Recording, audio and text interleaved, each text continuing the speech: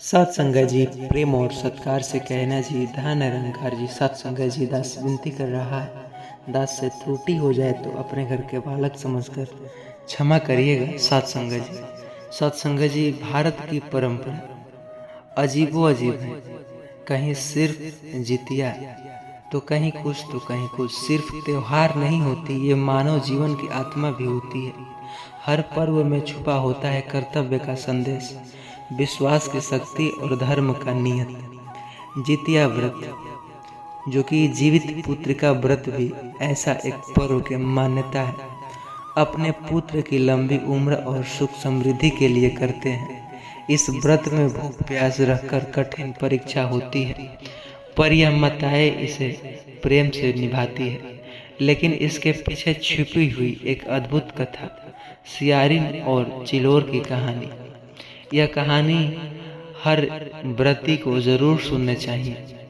हमें न सिर्फ व्रत का महत्व बताती है यह कहानी, बल्कि यह भी सिखाती है कि भक्ति और श्रद्धा के आगे प्रकृति की हर शक्ति झुक जाती है। असली खुला खुला बात कहे तो बड़ा सा बड़ा भी काम इन कथा को सुनने से हो जाता है। तो आइए बिना देरी किए कहानी की ओर आगे बढ़ते हैं। उससे पहले चैनल पर नए होंगे सब्सक्राइब करिएगा, वीडियो को पूरा अवश्य देखिएगा। यह कहानी बीच में से छोड़ कर देखने से बल्कि घटना घट सकता है, तो प्लीज़ वीडियो को शुरू से लेकर अंत तक जरूर देखिएगा। आइए कहानी की ओर आगे बढ़ते हैं। बहुत समय पहले गंगा किनारे एक छोटा सा गांव था।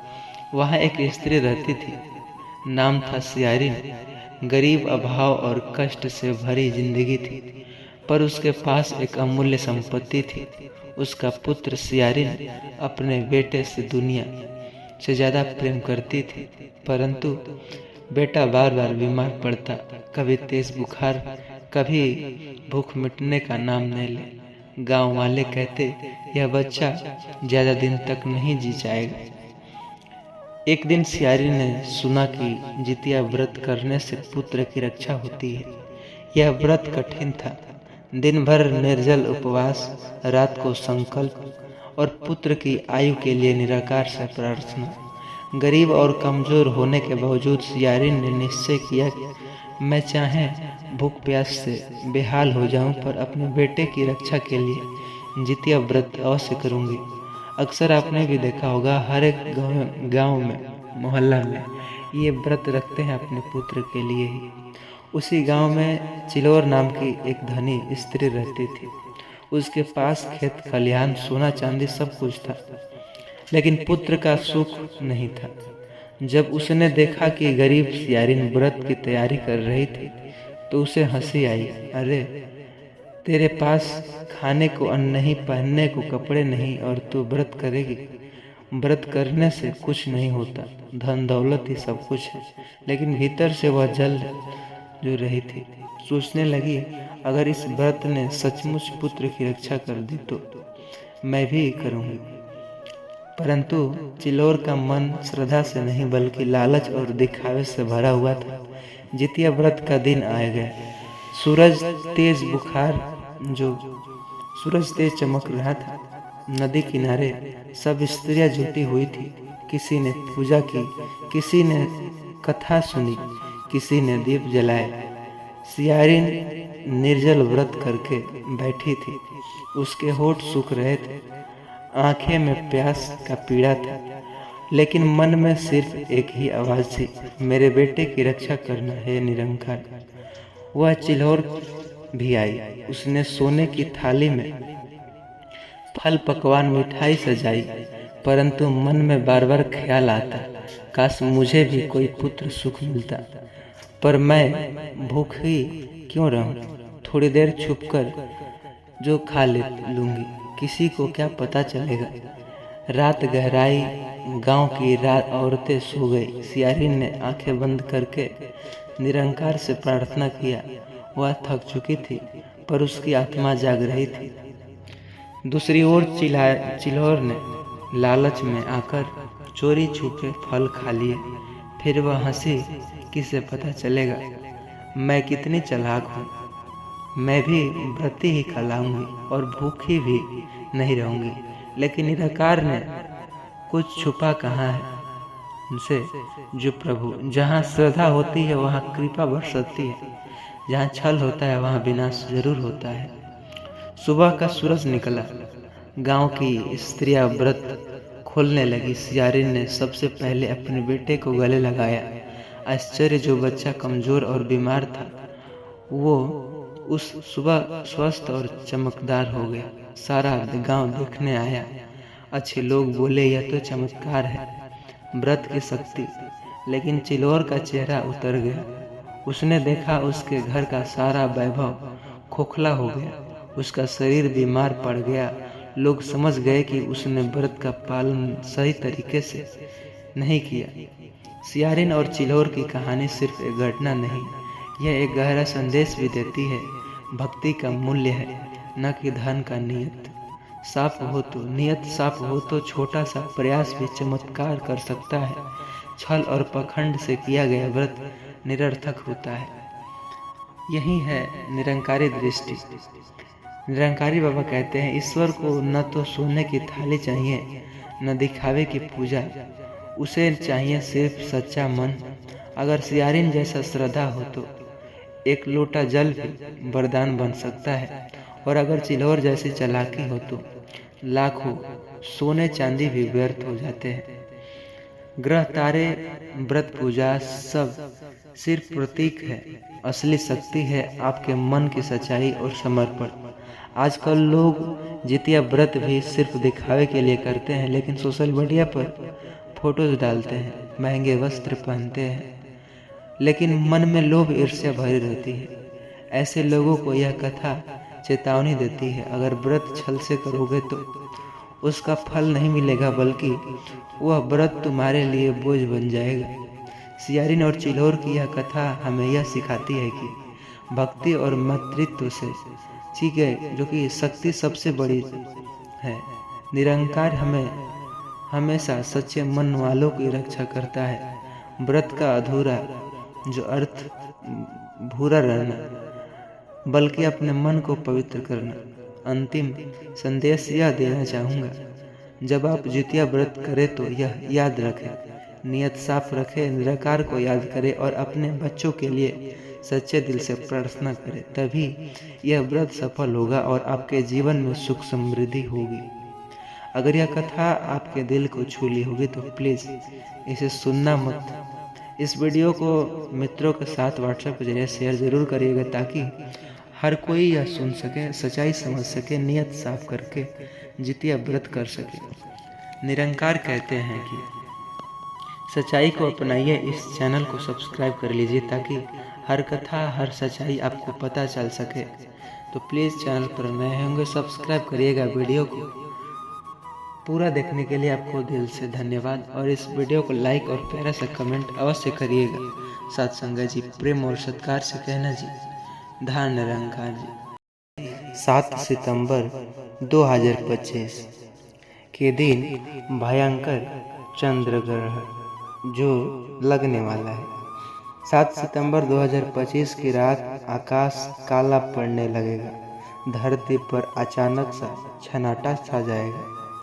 जो कहते हैं जब भयंकर चंद्र ग्रहण लगता है तो सिर्फ ग्रह नक्षत्र ही नहीं बदलते, बल्कि इंसान का भाग्य भी बदल जाता है।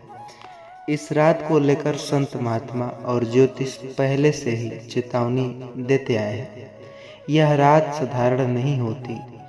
यह रात अक्सर जो विनाश और अवसर और विनाश दोनों ला सकती है। और यह रात एक ऐसा राज भी छुपा है जिसे आम लोग समझ ही नहीं पाते।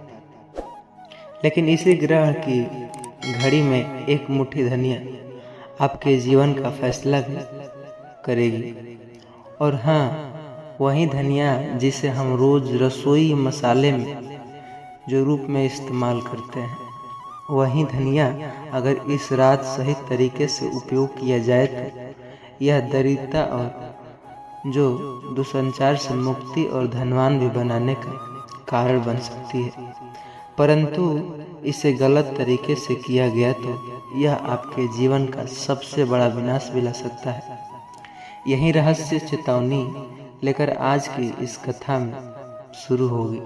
एक ऐसी कथा जिसे एक गांव का परिवार, उसने कर्म, उनकी आस्था और उनका लोभ हमें यह सिखाएगा कि सही और गलत का अंतर बिना कोई उपाय करना, जो कि आत्मघाती भी हो सकता है। तो साथ संगत जी, आइए सच्चाई शुरू करने से पहले चैनल पर नए होंगे सब्सक्राइब करिएगा और बाबा हरदेव सिंह जी के जो कि सच्ची विचार को अवश्य पूरा सुनना चाहिए। उत्तर प्रदेश के एक छोटे से गांव, जो कि उसमें रहता था सुरेश नाम का व्यक्ति, जो किसान था। उसकी पत्नी कविता, 2 बच्चों के साथ आरव और पायल। एक घर की जो हालत थी बहुत खराब थी। खेती बंजर हो चुकी थी। अजीबोगरीब घटना भी घट रहे थे। कर्ज बढ़ता चला जा रहा था। सुरेश अक्सर कहता है, भगवान ने हमें किस कारण ये सब पाप की सजा दी है। मेहनत करना, फिर अन्न के लिए तरसना पड़ता है। उसकी पत्नी कविता रोज मंदिर जाती, पूजा करती, लेकिन मनोकामनाएं कभी पूर्ण नहीं होती। गांव के लोग कहते, तुम्हारे घर का भाग्य ही जो बंद है। ग्रह नक्षत्र उल्टे चल रहे हैं। चंद्र ग्रहण की रात कुछ उपाय करो, वरना ये गरीबी कभी नहीं जाएगी। एक दिन गांव में एक अजीब सा तांत्रिक आया। उसने सुरेश से कहा, 7 सितंबर 2025 की रात को भयंकर चंद्र ग्रहण लगने, अगर उस रात कुछ एक मुट्ठी धनिया लेकर विशेष मंत्रों के साथ प्रयोग करोगे तो तुम्हारे घर में धन की वर्षा होगी, तुम्हारे कर्ज में मुक्ति मिलेगी और तुम्हारा परिवार कभी भूखा नहीं रहेगा। सुरेश और कविता दोनों की आंखों में चमक आ गई। बस एक मुट्ठी धनिया के चौंकते हुए बोले। तांत्रिक हंसा। हाँ, लेकिन याद रखना, अगर इसे गलत भाव से, लोभ या पाप के कारण प्रयोग किया तो यह धनिया तुम्हें धनवान नहीं बल्कि विनाशकारी बना देता है। गांव में अफवाहें फैल गई। हर कोई धनिया जो जमा करने लगा। किसी ने धनिया खेत में तोड़ा और किसी ने बाजार से बोरा भर लाया। हर कोई सोच रहा था, इस रात के बाद मैं अमीर बन जाऊंगा। सुरेश ने भी अपनी पत्नी से कहा, कविता, हमारे पास सिर्फ यही आखिरी मौका है। बच्चों के भविष्य के लिए यह करना ही होगा। पत्नी बोली, पर तांत्रिक ने चेतावनी भी दी थी। सुरेश हंसते हुए बोला, गरीब आदमी को चेतावनी की नहीं, दौलत की जरूरत होती है। 7 सितंबर 2025 की रात आकाश में जो लाल चंद्र दिखाई देने वाला है। अगर गांव में हर कोई घरों में दरवाजा बंद करके धनिया के साथ प्रयोग करने लगा तो कहीं पूजा हो रही, कहीं तंत्र मंत्र। सुरेश ने भी अपनी मुट्ठी में धनिया लिया और मंत्र उच्चारण किया, लेकिन उसका मन साफ नहीं था। वह सोच रहा था, अगर अमीर बन जाऊं तो सबसे पहले नया मकान बनाऊंगा और फिर बहुत सारा सोना खरीदूंगा। फिर साहूकार को दिखाऊंगा कि मैं कितना बड़ा आदमी हूँ। यानी उसकी नीयत धन कमाने से ज़्यादा अहम और घमंड में डूबी हुई थी। चंद्रग्रहण के समय धनिया हाथ में लेते हुए सुरेश के मन में अजीब कंपन हुआ।